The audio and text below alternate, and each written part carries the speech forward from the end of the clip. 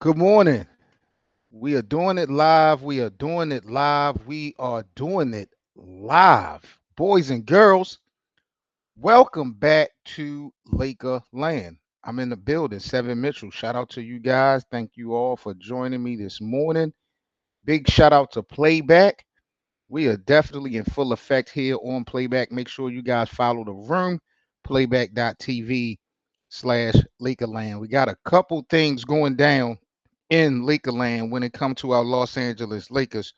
So let's get into some news that we got going down in the purple and gold. So it looks like yesterday the Lakers made a big move, in my opinion. Congratulations to the girl, Lindsey Harding. Now, Lindsey Harding was hired yesterday by the Lakers as a part of the assistant coaching staff for JJ Redick. So we got JJ Redick, we got Nate McMillan, we got Scott Brooks, we got Greg St. John, and now we have, excuse me, Lindsey Harding on the assistant coaching staff. Now, Lindsey Harding, she is a former, I think she won the G League Coach of the Year award last year, something like that, for the Kings. So she is definitely uh, a winner, to say the least. I am definitely excited.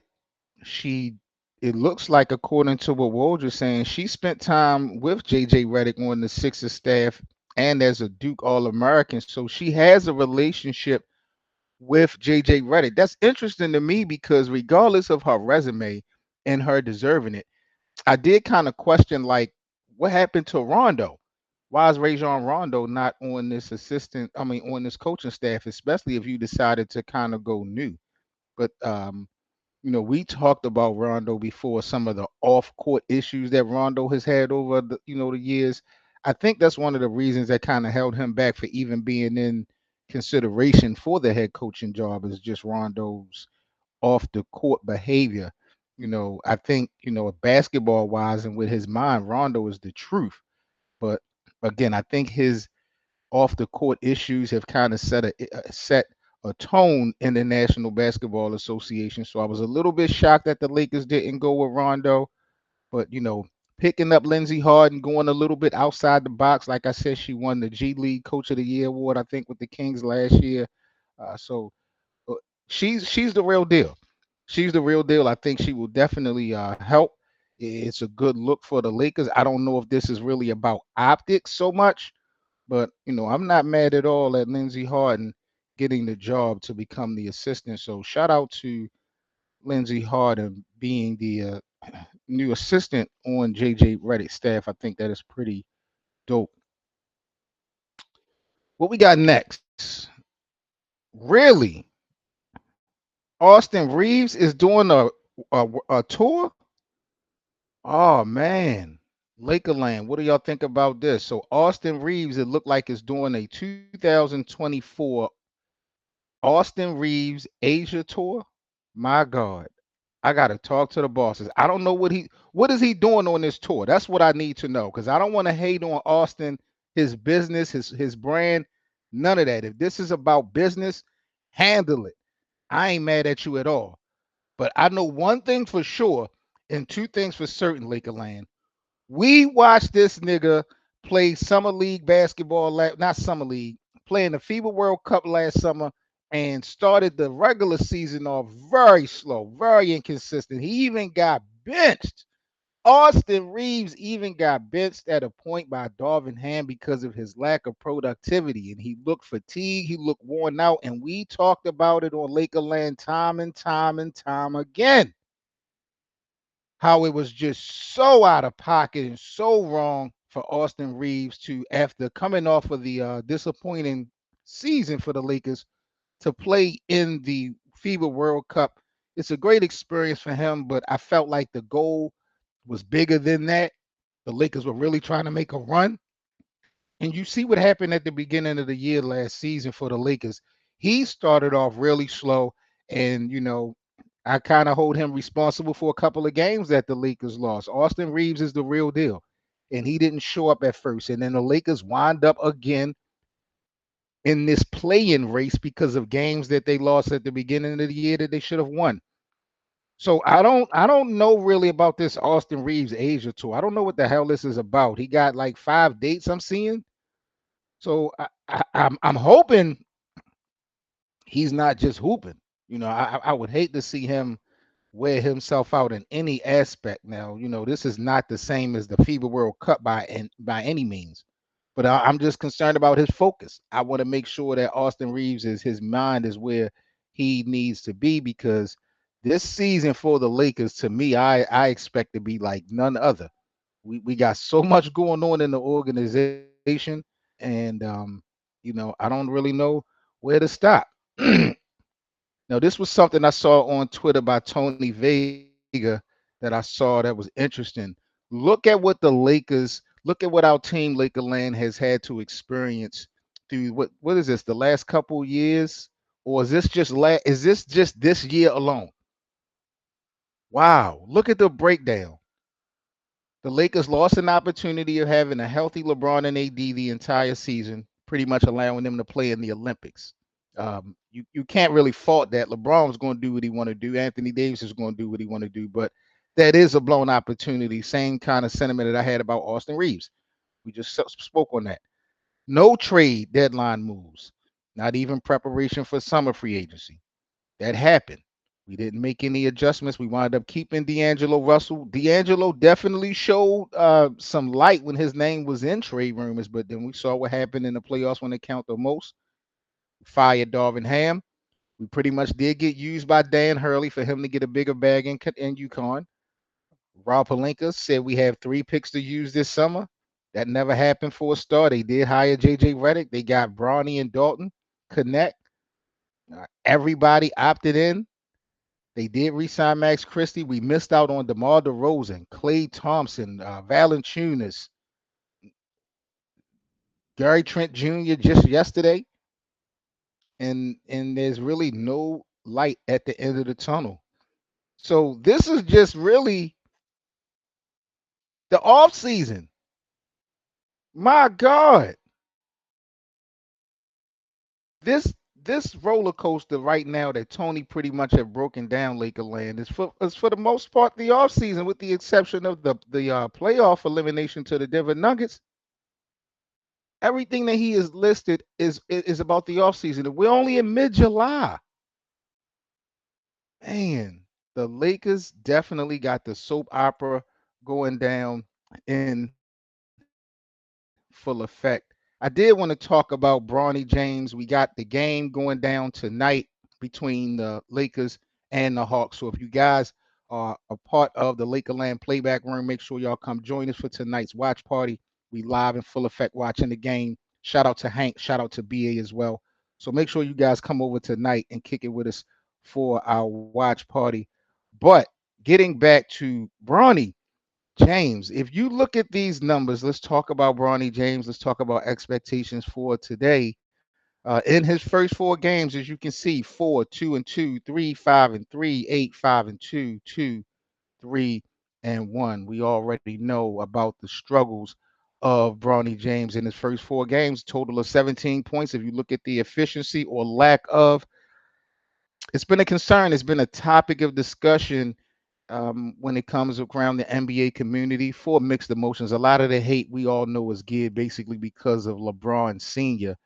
But there's been a lot of conversation, a lot of debate, a lot of talk about Bronny James being the 55th pick in the second round, not having any expectation, us being too hard on him. I believe 2 things can be true. We have never seen this much polarizing attention on a 55th pick or any second round pick. I really can't even recall the name of another second round player for just this draft. So this is definitely unique territory, but I can't give Bronny a pass with the excuse of being a second round 55th pick. Why? Because he was a 55th pick in the NBA draft. He was selected. There has to be accountability. I don't care where you get picked. There has to be some type of expectation, because there's only a certain amount of jobs in the National Basketball Association. I think 4,500, so or something like that. So You have to earn your spot in different ways and different variables, but from day one, you have to earn your spot. So, Bronny, I've never looked at him to be no elite scorer, no box office scorer. I've been pushing the narrative of him being a defensive presence. And he's shown spurts of that in these first four games. It's just I don't pay attention to a lot of what the comments say because it's really generated and geared towards hate. But the game doesn't look like it's too fast for Bronny James. So he's shown a little bit of impact on defense. Like I said, offensively, he's definitely struggling. Tonight versus the Atlanta Hawks, I really expect the Lakers to go through Bronny James. I think they've heard all the talk. I feel like LeBron Sr. probably made a call. Like, look, whether my son fail or succeed, we need to give him opportunities. He needs to shoot the ball at least 15, 20 times just to get it out of there. He needs to find some type of rhythm because he has none. So I expect tonight Bronny James to play outside of his game a little bit. I don't expect him to be a facilitator so much, trying to make sure that people get involved. I think he's going to put up a lot more shots. I don't know how good he's going to be as far as the efficiency, the results, but I definitely expect Bronny James tonight versus the Atlanta Hawks to be more. What's the word that I'm looking for? Just aggressive offensively, just taking chances, taking risks. I think that that's what we'll see tonight. That's what I expect to see tonight from Bronny James. But man, this summer league first four games have definitely been interesting.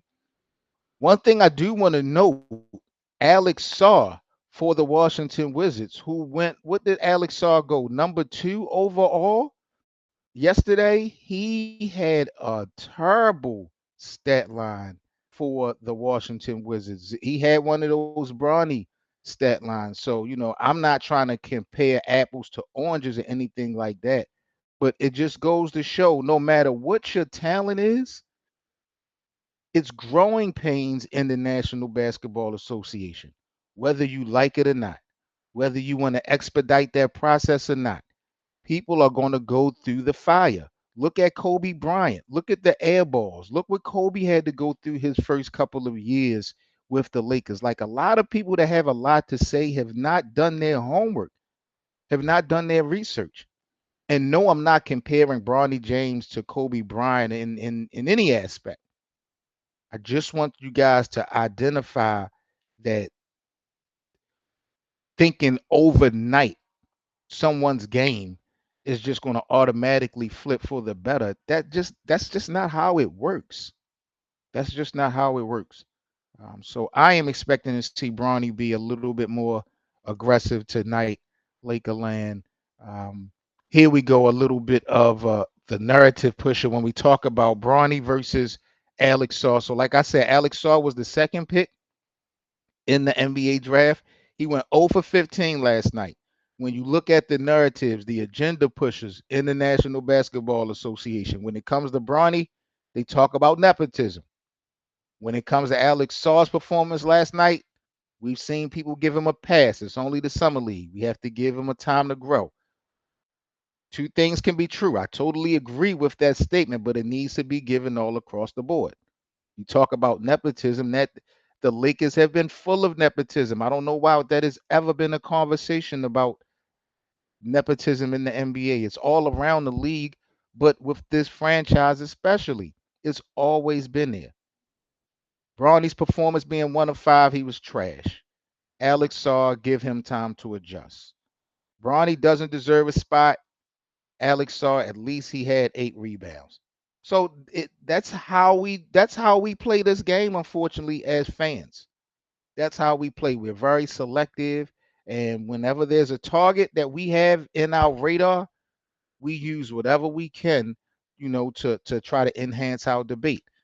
So I'm not giving Bronny James by any means an excuse for his poor performance in these first four games, but the energy around the NBA community, around Lakerland, has not been the same for him like it's been for others. And seeing that lackluster performance from Alex Saw last night, You hate to see it, but you kind of love to see it because it brings people back down to earth. It brings people back down to reality. So anything can happen, man, even in summer league. You cannot take these opportunities for granted, and you need to bounce back.